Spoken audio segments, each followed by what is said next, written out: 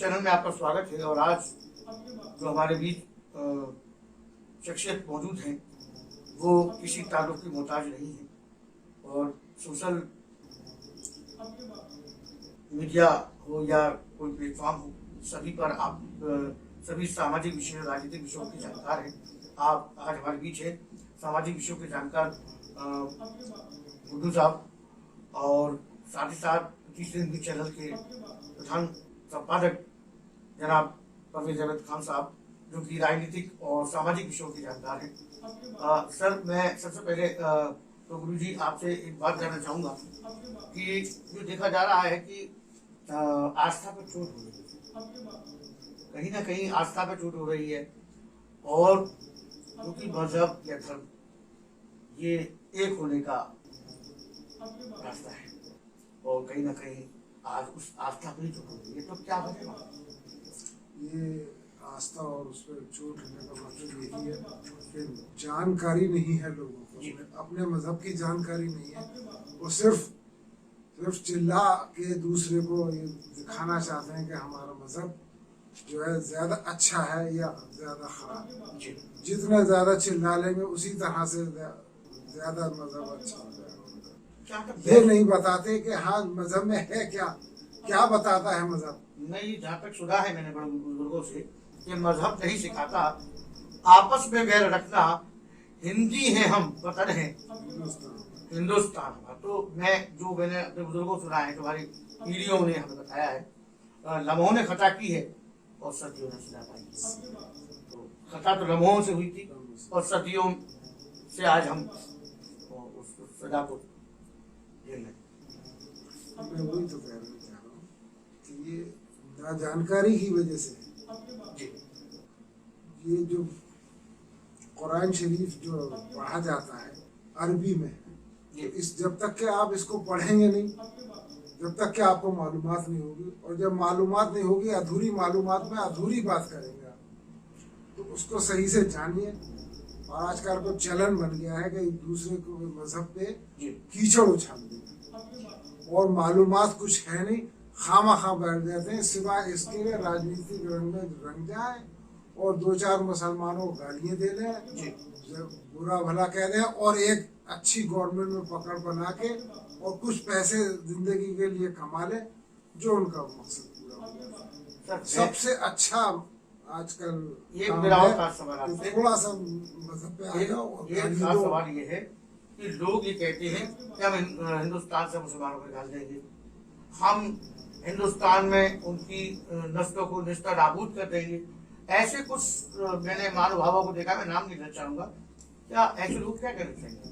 वो नादान है, उन्हें कुछ मालूमात है नहीं, वो ऐसे चिल्लाते हैं। पूरी दुनिया जब से बनी है ऐसे होता आ रहा है जी, ऐसे चिल्लाते रहे और खत्म हो गए जी। और सारे लोग यहाँ हैं, हिंदू मुसलमान सिख ईसाई सभी यहाँ पर खा रहे पी रहे जिंदा है। यानी मुगल पीरियड से आज तक के अंग्रेजों का देख लिया, चाहते तो क्या मुगल खत्म नहीं कर सकते थे, लेकिन नहीं, ये ऊपर वाला जो जब तक के नहीं चाहेगा कोई चीज खत्म नहीं होगी, जब तक की कोई चीज खत्म नहीं। एक खबर मैंने सोशल मीडिया पर भी देखी थी कि जिसमें ये बताया जा रहा था कि पाकिस्तान की सूरत हाल में मोदी जी उसकी नैया को पार लगाएंगे। क्या कहना चाहिए? नहीं, ये तो प्रोपेगेंडा है जी, ये प्रोपेगेंडा है। सोशल मीडिया पर खबर चल रही है, ये तो चलती रहेगी। ये गोदी मीडिया है, ये ना कोई ऐसी खबर जरूर दिखाना चाहता है जो देश के जाहिल लोगों को अच्छी लगती है, वरना इस खबर की कोई वैल्यू नहीं। अभी मैं गलत नहीं तो दिल्ली में काफी हाई तौबा मची हुई है, हरियाणा में, पंजाब में, तो क्या इस नजरिए से देख रहे हैं? हाई तौबा तो मस्ती रहेगी, उसका कोई किसी का असर नहीं। मैं सवाल पूछना चाह रहा था सर कि जिस तरीके से ये कहा जा रहा है कि मोदी जी पाकिस्तान की नैया को पार लगाएंगे, नहीं मोदी जी क्या हमारे देश में हालात, हमारे प्रधानमंत्री को इस लफड़े में पड़ने की जरूरत है जी। वो खुद ही लड़ रहे हैं, खुद ही लड़ के बर्बाद हो रहे हैं आज तक के। उसके साथ घुसने से सिवाय इसके अपने को नुकसान हो, इससे बेहतर है उन्हें करने दीजिए। हमें तो ये देखना है कि हमारी सरहद की जो क्रॉस करेगा उसका टांग कैसे काटनी है, जी, मिनट से पहले, बस वो सोचना। ये बहुत खास सवाल करना चाहूंगा कि अभी बॉलीवुड हस्तियों को निशाना बनाया गया, हर एक आपकी जानकारी में होगा। फिल्म शाहरुख खान की जो आई थी पठान, उसको लेकर बड़ा पूरे देश में हाय हल्ला मचा, बवाल मचा कि इस फिल्म का विरोध या वहाँ प्रमोशन पे तोड़फोड़ की गई मुंबई में, जयपुर में भी ये हुआ। तो क्या क्या लग रहा है आपको, क्या तो फिर मोदी जी ने भी ये कहा कि नहीं, इस तरीके से बॉलीवुड हस्तियों को किसी भी तरीके से टारगेट करना ठीक है? नहीं नहीं नहीं, वो बिल्कुल सही कहा उन्होंने ना। हमारे प्रधानमंत्री चाहते हैं जी कि ऐसा हो, जी, लेकिन ये जो लग भैया जो है, चुटवैया नेता चुन भैया नेता जी, उन्हें थोड़ा बहुत अपने को चमकाने की वजह से ऐसा करना पड़ता है। चेहरा जो चमकाना। अच्छी फिल्म होगी वो चलेगी, जी। और जो खराब होगी कभी। शफीउल्लाह फारूकी साहब, मैं एक और बात करना चाहूँगा। जिस तरीके से हम जो देख रहे हैं कि खुद प्रधानमंत्री मोदी जी ने इस बात को कहा कि बॉलीवुड की हस्तियों को टारगेट करना या उनकी फिल्म को टारगेट करना ये ठीक नहीं है, किस नजरिए से देख रहे हैं आप? नहीं, बहुत अच्छा फैसला है ये। ये बात इन्हें और मुद्दों पे भी कहना चाहिए जो आजकल चल रहा है, जो मुसलमानों के खिलाफ जो आजकल बड़े आम हर आदमी कुछ भी बोल देता है, इसको भी मोदी जी को एक बार ऐसी तरह से बोलना पड़ेगा। नहीं, उन्होंने गाइड किया है, उन्होंने बताया कि तो इस तरह से नहीं चलेगा फिल्मों को या फिर इंडस्ट्री के लोगों को। इससे सिवाय इसके जो दूरियां बढ़ने पे लगी गई है, इस दूरी से अच्छा इंप्रेशन होगा पूरी दुनिया में। तो मैं तो ये कहूँगा कि जो अच्छी फिल्म है वो चलनी है, और जो खराब फिल्म है वो कभी नहीं चलेगी। उसका नतीजा आज पठान को भी देख लिया, और आने वाले अक्षय कुमार की फिल्म जो उसका भी हाल क्या हुआ है जी, बुरी फिल्म नहीं चलेगी, अच्छी। एक और सवाल करना चाहूँगा। गदर एक फिल्म आती है, पहले आई थी गदर एक प्रेम कथा, और अब फिर दोबारा गदर फिल्म बनाई जा रही है, अनिल शर्मा जी के द्वारा ही बनाई जा रही है। पहले कभी शर्मा ने बनाई थी नहीं, और उसका अच्छा थीम और अच्छे वो हुआ तो जरूर चलेगी, वरना कोई। एक सवाल मैं आपसे कर रहा हूँ, खास के आजकल हमारा गंगा जमुना का तहजीब है, यहाँ हिंदू मुस्लिम सिख ईसाई सब समारोह में एक साथ एक मंच पे होते हैं। अभी नुमाइश इसकी जमानत है, इस बात की जमानत है कि उर्दू पत्रकार सम्मेलन में सरस्वती के चित्र पे माल्यार्पण किया गया और ताजपोशी भी की गई, और आप लोगों ने देखा भी। तो यहाँ सभी एक दूसरे के साथ रहते हैं। अलीगढ़ का जो मसला है वो ये किस तरीके से छुटपुट बातें तो सभी जगह हो जाती है, जहाँ चार बर्तन होते हैं तो वहाँ आवाज तो आई जाती है, ऐसा कुछ नहीं। लेकिन गंगा जमुना तहजीब पर आप क्या कहना चाहेंगे? नहीं, बरकरार रहनी चाहिए। और इस बार नुमाइश जब से अलीगढ़ में हमने उस संभाला है, ये नुमाइश का पीरियड अच्छा रहता है और इससे अच्छा लगता है देखना। लेकिन इस बार नुमाइश में जो थी बड़ी गंदगी और वो नजर आई जी, जो अच्छी नहीं थी, सेहत के लिए भी अच्छी नहीं थी, और मौसम भी बड़े पॉल्यूशन और ये वो गंदगी, हर जगह गंदगी नजर आई। खाना पीना उल्टा सीधा, और ये सब गुणवत्ता ठीक नहीं थी, गुणवत्ता बिल्कुल नहीं थी, जीरो हाइजेनिक।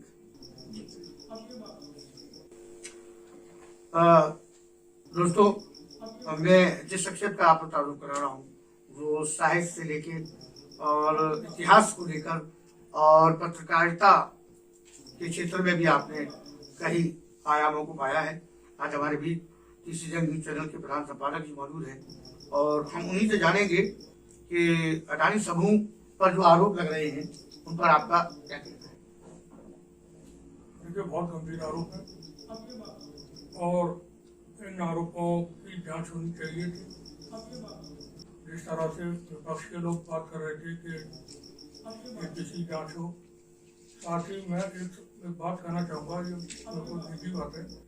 किसी भी व्यक्ति के ऊपर अगर कोई आरोप लगता है तो वो व्यक्ति जिस पे आरोप लगता है खुद ही आमतौर पर ये कहता है कि मेरे खिलाफ कार्रवाई की जाए, ये जांच की जाए, अगर मैं दोषी हूँ तो मेरे खिलाफ कार्रवाई हो। जी, अडानी साहब ने एक बार भी ऐसा नहीं बोला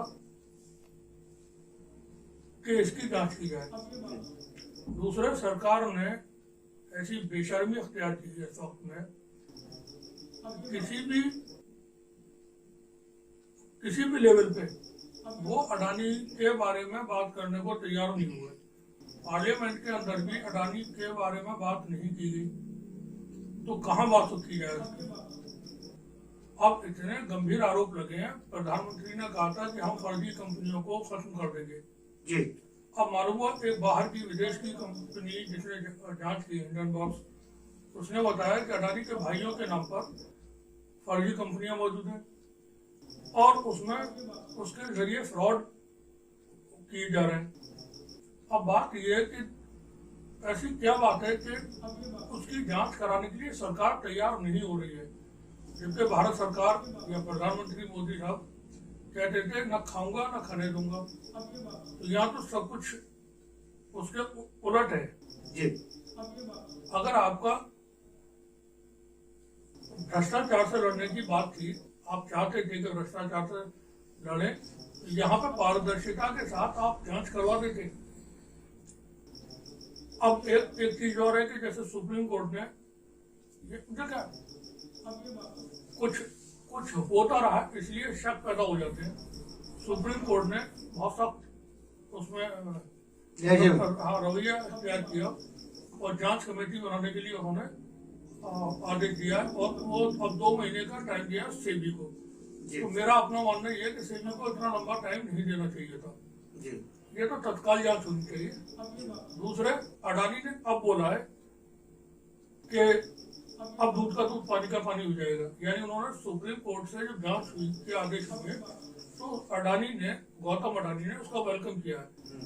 तो देखा, क्योंकि ऐसा पूर्व में होता रहा है कि कोई राज्यसभा में पहुंचा और कोई गवर्नर बना है,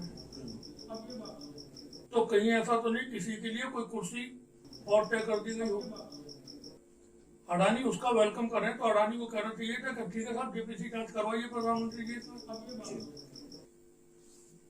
मेरा फोकस, मैं जो बात कहना चाहता हूँ वो, या हम जो बात कह रहे हैं वो ये है कि जब तक उसकी जांच एक अच्छी मशीनरी के जरिए, एक बड़ी बॉडी के जरिए नहीं की जाएगी, अगर जेपीसी जांच होती है तो वहां वित्तीय मामलों के बहुत सारे जो एक्सपर्ट्स हैं मौजूद होंगे।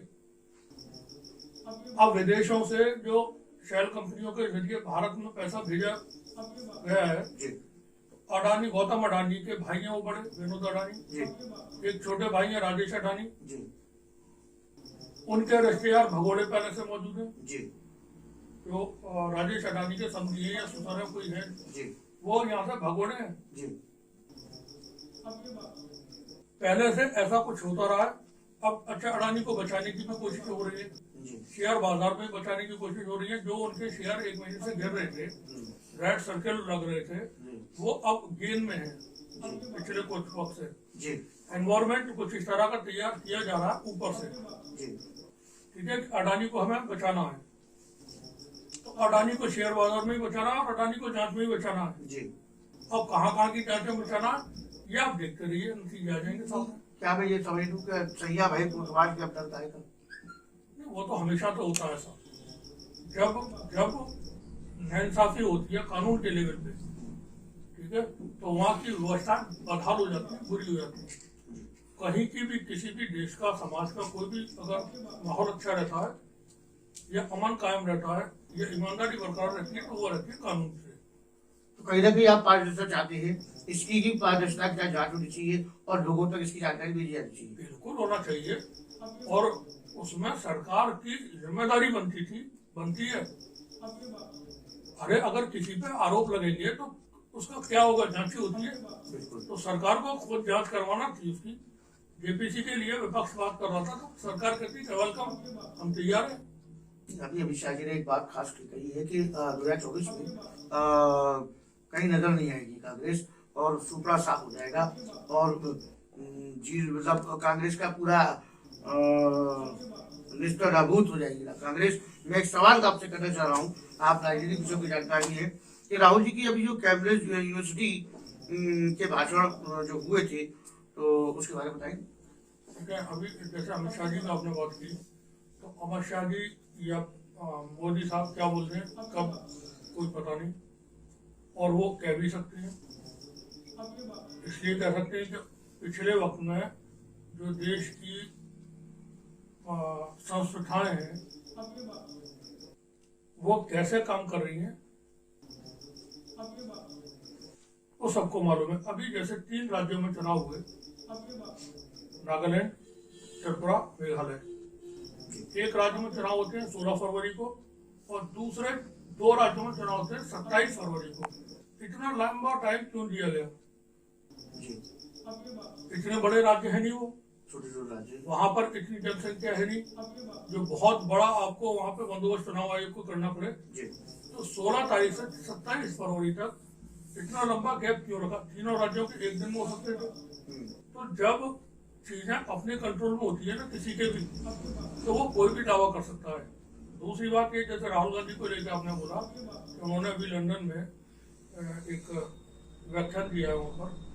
वो गए थे क्योंकि वो उसी यूनिवर्सिटी के स्कॉलर हैं, स्टूडेंट रहे कैम्ब्रिज के, और दुनिया की जो रेपुटेड यूनिवर्सिटी है जी, ऑक्सफोर्ड है, ये है, तो ये उसमें से एक यूनिवर्सिटी है। कैम्ब्रिज। राहुल गांधी ने वहाँ से एमफिल किया। और आपको एक बात और बता दूं, दुनिया के जो राहुल गांधी दुनिया के 7वें सबसे ज्यादा पढ़े लिखे लीडर है। जी, ठीक है, लेकिन उनको तो पप्पू बताया जाता है, नहीं, आपको मैं बता रहा जो हूं। जानकारी मिली है। तो वो लोग बताते हैं जिन्होंने एंटायर पॉलिटिकल साइंस में एमए किया है। अभी एंटायर पॉलिटिकल साइंस मुझे नहीं मालूम क्या सब्जेक्ट है और हिंदुस्तान की कौन सी यूनिवर्सिटी में पढ़ाया जाता है।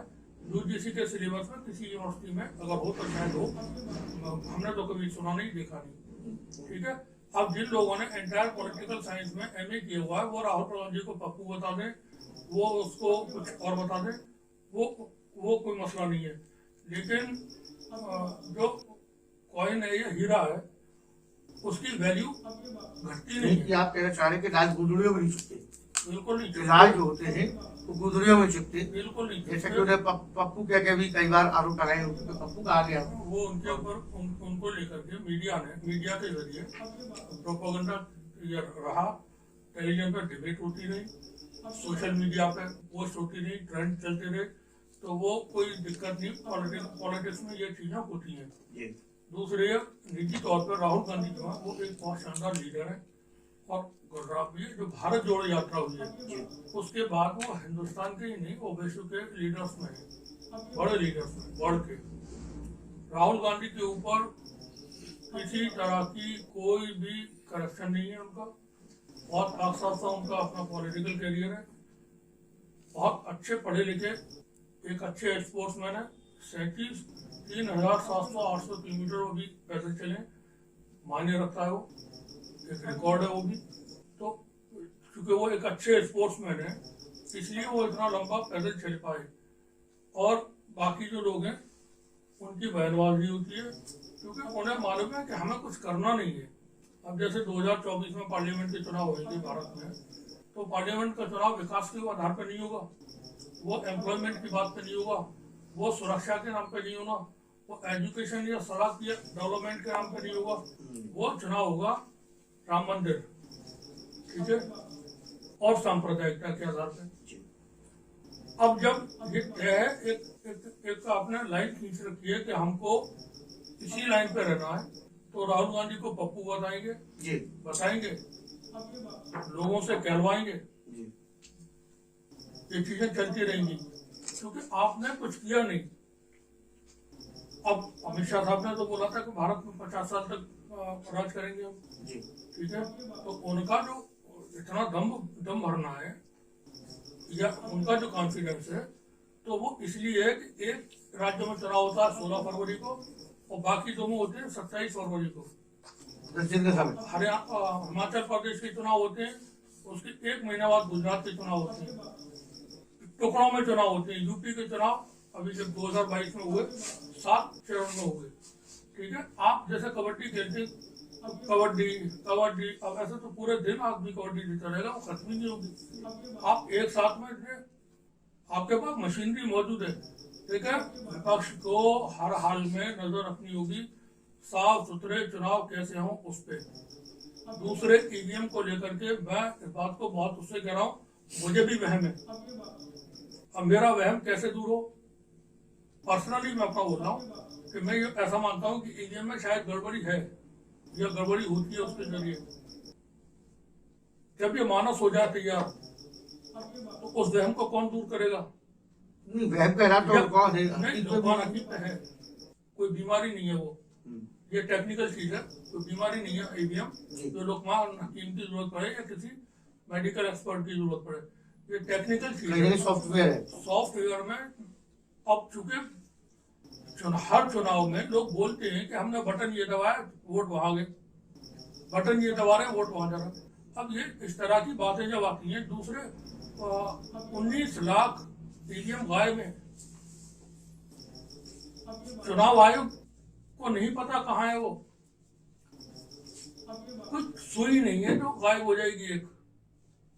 अब 19,000 गायब करने वालों ने किस मोटिव के साथ गायब की? वो कोई घर में सजाने के लिए गायब किए, किसी को गिफ्ट में देने के लिए गायब किए, वो उनका यूज के लिए गायब किए। इन सवालों का जवाब मिलना चाहिए, बिल्कुल मिलने चाहिए।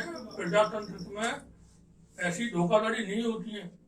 और मैं तो कहूंगा विपक्ष को, अगर ये हिम्मत वाले विपक्ष के लोग हों, उसमें सभी शामिल है, कांग्रेस है, सपा है, बसपा है, आरएलडी है, टीएमसी है और जेडीयू और जेडीएस वगैरह तमाम पार्टियां, अगर चुनाव आयोग से कहें कि आप कराइए बैलेट पेपर से चुनाव, और अगर आप बैलेट पेपर से नहीं करा रहे तो आप ही चुनाव लड़ लो, हम नहीं लड़ रहे, बाइकआउट कर दें चुनाव का 2024 में। जब तक बैलेट पेपर से चुनाव नहीं होंगे, भारत में लोकतंत्र सुरक्षित नहीं रहेगा। क्योंकि मैंने निजी तौर पर बताया, मुझे वहम है, अब मेरे वहम को दूर करने का काम है चुनाव आयोग का। चुनाव आयोग और उसको करे दूर, कैसे करेगा? सर एक खास सवाल मैं करूंगा आपसे, अमृतपाल जी के बारे में आप क्या कहना चाहेंगे, जो खालिस्तान की मानती है? क्योंकि ये सीरियस इशू है, और मैं तो ये कहूँगा जो टेलीविजन पे जो नेशनल मीडिया है, बड़े बड़े चैनल उनके लाइव पत्र वो इंटरव्यू कर रहे हैं और रिपोर्टिंग उन पे हो रही है मुस्तकिल, वो थमे। क्योंकि ये चीजें कोई वो हंसी मजाक की बात नहीं है, गंभीर विषय है, और ये चैलेंज है केंद्र सरकार के लिए, पंजाब की सरकार के लिए चैलेंज नहीं है। बिल्कुल बिल्कुल। तो खालिस्तान का इशू है, वो चैलेंज है केंद्र सरकार के लिए। केंद्र सरकार को कुछ करके दिखाना पड़ेगा कि वहाँ के लोग ये भरोसा कर सकते हैं कि हाँ हमसे डायलॉग होंगे, हो रहे हैं कई सारी चीजों पे। पंजाब में हमने देखा है एक लंबे वक्त तक वहाँ के हालात खराब रहे ब्लू स्टार ऑपरेशन के बाद, और वो बहुत बहादुर कौम है, बहुत ही ज्यादा अच्छे लोग हैं, पूरे हिंदुस्तान में सभी अच्छे लोग हैं, बुरे मैं नहीं कहूँगा किसी को भी, क्योंकि हो सकता है बुरे निकलते हैं, लेकिन लोग मैक्सिमम अच्छे होते हैं। बहुत कम की खराबी की वजह से सारा समाज खराब माना जाता है। तो अगर कहा जाए कि एक वजह सारे बिल्कुल, पंजाबी बहुत अच्छे लोग हैं और बहादुर लोग हैं, शरीफ लोग हैं। भारत के लिए उनके बहुत कंट्रीब्यूशन है, देश की आज़ादी के वक्त में हो, बाद में हो, जंगों में हो, पाकिस्तान से, चाइना से, बॉर्डर पे वो सीना तान के हर वक्त देश की। अगर मैं गलत नहीं हूँ तो जाट रेजिमेंट के बाद मैं बात करना चाहूँगा, देश में क्योंकि भारत जो है वो संवैधानिक व्यवस्थाओं से चलता है, यहाँ का अपना एक कानून है, संविधान है, कोर्ट है।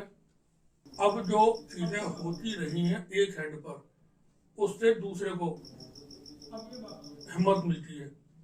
जो हमारे एक संगठन है और वो उसके लोग और उससे जुड़े हुए संगठन जो दूसरे हैं, उनके लोग टेलीविजन पे बात करते हैं हिंदू राष्ट्र की, टेलीविजन पे इनवाइट कर करके पूरे प्रोग्राम चलाए जाते हैं हिंदू राष्ट्र के लिए, और वो एंकर जो है अगर कोई वहाँ कुछ बोलता है तो उसको फटकार मारते हैं कि आप हिंदुओं से इतने क्यों है, हिंदू राष्ट्र से आपको क्या आपत्ति है?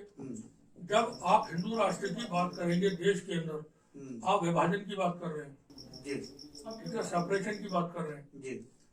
हिंदू राष्ट्र आप बनाएंगे, कैसे बनाएंगे? तब बनाएंगे जब देश के अंदर जो पार्लियामेंट फॉर्म ऑफ गवर्नमेंट है, कॉन्स्टिट्यूशनल डेमोक्रेसी है, आपको इसे किल करना होगा, ठीक है। जब ये किल हो जाएगा, खत्म हो जाएगा सारा का सारा सिस्टम निजाम, तब आप हिंदू राष्ट्र बनाएंगे और अपना नया संविधान मनुस्मृति हो या कुछ और हो उसको लागू करेंगे और नई व्यवस्था लागू होगी। वो अमान्य है क्योंकि भारत किसी धर्म विशेष का देश नहीं है, कभी नहीं रहा। धर्म समुदाय का देश है। यहाँ पे दुनिया में जितने धर्म पाए जाते हैं उनका देश है, जितनी भाषाएं पाई जाती हैं उनका देश है, जितने संगीत है उनका देश है, हर कल्चर के लोग यहाँ मौजूद हैं। मतलब ये जैसे गुलदस्ता होता है ना कि एक फूल ये है और एक गुलाब का, एक बेले का, एक, यहाँ पर हर चीज जो दुनिया में पाई जाती है उसको मॉडल है ये जी। तो आप इसको खत्म करेंगे जब हिंदू राष्ट्र की बातें हो रही हैं, खुलेआम हो रही हैं। जी हाँ, बोलिए। और वो लोग कर रहे हैं जिनके सपोर्टर और जिनके वर्कर सरकार के लोग रहे हैं, प्रधानमंत्री हैं, गृह मंत्री हैं और जो दूसरे उनके लोग हिंदू राष्ट्र की बात करते हैं जी। तो वहाँ अगर कोई किसी भी वर्ग से, किसी भी धर्म से कोई व्यक्ति दूसरी अपनी बात करने लग जाता है, आप कैसे उससे बात करेंगे? ठीक है ना। तो अब यहाँ पे मसला ये है कि खालिस्तान का जो इशू है बहुत सेंसिटिव है। ये तो गवर्नमेंट ऑफ इंडिया को इसमें बात करना चाहिए, जो भी इस तरह की बात करने वाले उनसे। और एक टेलीविजन पर मैं बिल्कुल कहूँगा, टेलीविजन पर जो डिबेट हो रही है अभी, एक नेशनल चैनल ने, वो राष्ट्रवादी पत्रकार है, उसका जो हेड है और एक पूर्व हमारे मंत्री थे भारत सरकार के, उनके दोस्तों में से है, उसके चैनल पर उसका इंटरव्यू चला जा रहा है। तो आप मतलब कहीं ऐसा भी लग रहा है कहीं ऐसा तो नहीं है कोई अंडरस्टैंडिंग हो हिंदू राष्ट्र वालों की और खालिस्तान वालों की जी। मतलब क्या जरूरत है आप उनके इंटरव्यू कर रहे हो? जरूरत क्या है? अरे अरे गड़े हुए मुर्दे आप उखाड़ करके क्या पाना चाहते हैं? दूसरे ये क्या, जिसे देखो वही अपने प्राइड में लगा हुआ, हम 5,000 साल पहले हम ऐसे थे, हम 2,000 साल पहले ऐसे थे। मतलब सब कुछ जो था पहले ही अच्छा था, आज के वक्त में सब कुछ खराब है। ये मेंटेलिटी बदली जाए, देश को नुकसान न पहुंचाए और फिर कहेंगे गवर्नमेंट जो है उसके हाथ में होता है सब कुछ, कानून व्यवस्था उसके हाथ में होती है। सरकारों ने काम नहीं किए ढंग से। पिछले 8-9 साल का वक्त तो ये बिल्कुल एक तरह से खराब बीता है। देखिए 2 करोड़ एम्प्लॉयमेंट की बात थी, नहीं है। हर सांसद एक गांव लेगा, आदर्श गांव बनाएगा जी। ठीक है, खत्म। इसी तरह की और योजना थी, कहीं वर्क है ही नहीं। आप इस वक्त में अनएम्प्लॉयमेंट भारत का सबसे बड़ा इशू है, रोजगार है नहीं। सारे जो PSUs हैं वो बिक रहे हैं, सब कुछ अडानी के पास जा रहे हैं सब कुछ। तो आप अपनी व्यवस्था को लागू जो थी देश में उसको जारी रखिए और उसे अभी भी संभालें। तो अभी बहुत कुछ करने की जरूरत है, जैसा कि परवेज खान साहब ने बताया कि अभी बहुत से सुधारों की जरूरत है और ये इनके अपने निजी सवाल भी हो सकते हैं।